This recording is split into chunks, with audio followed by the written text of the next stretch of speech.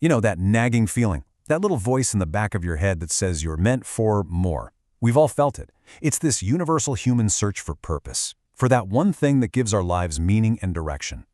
Today, we're going to dive into what that really is, and maybe, just maybe, how we can start to find it. So let's just start right there, with the big one. I want you to really think about this for a second. What is your purpose? And hey, don't worry if an answer doesn't pop into your head. That's totally normal. But just asking the question, well, that's the first step on a journey that can change literally everything. So why is this question so incredibly important? Well, because purpose isn't some feel-good luxury. It's an absolute necessity. Without a clear direction, we're just adrift. We get tossed around by whatever life throws at us instead of actually charting our own course. I mean, this quote from Thomas Carlyle just nails it, doesn't it? A ship without a rudder can't steer. It's at the complete mercy of every wind, every wave, every current. And that's exactly what a life without direction feels like. You're just reacting to things instead of acting, with no real control and no destination in sight.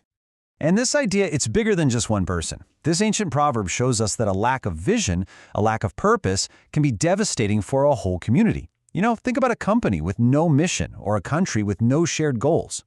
Purpose is the North Star that guides all of us forward, not just alone but together. So at the end of the day, your purpose becomes your anchor. It gives you the clarity to know what to say yes to, and more importantly, the strength to say no to everything else. It's what you stand for. Okay, so we've pretty much established why having a purpose is a game changer, which, of course, leads us to the next, much bigger question. How in the world do we actually begin to find our why?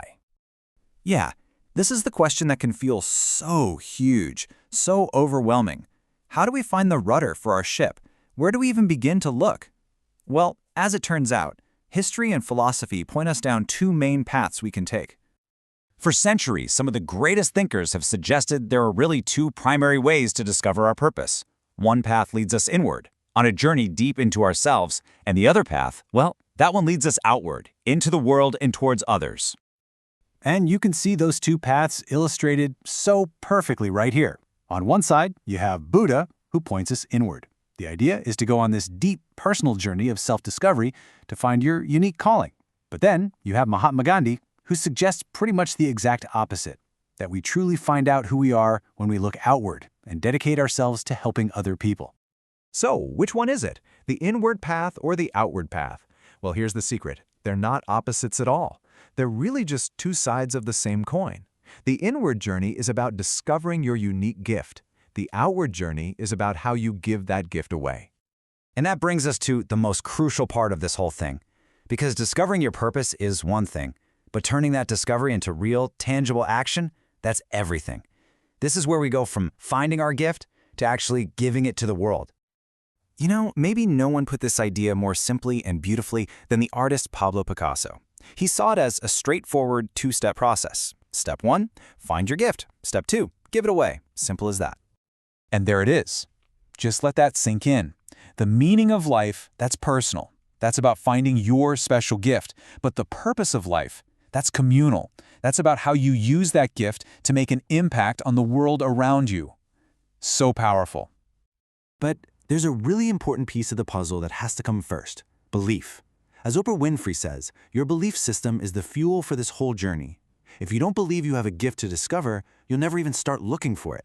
And if you don't believe you can make a difference, you'll never even try. So yeah, belief is the spark. It's the engine. But it's not the fire. An engine by itself doesn't go anywhere. To truly live your purpose, you have to put that belief into a vehicle. And that vehicle is action. I absolutely love this proverb. It's just so practical and so true.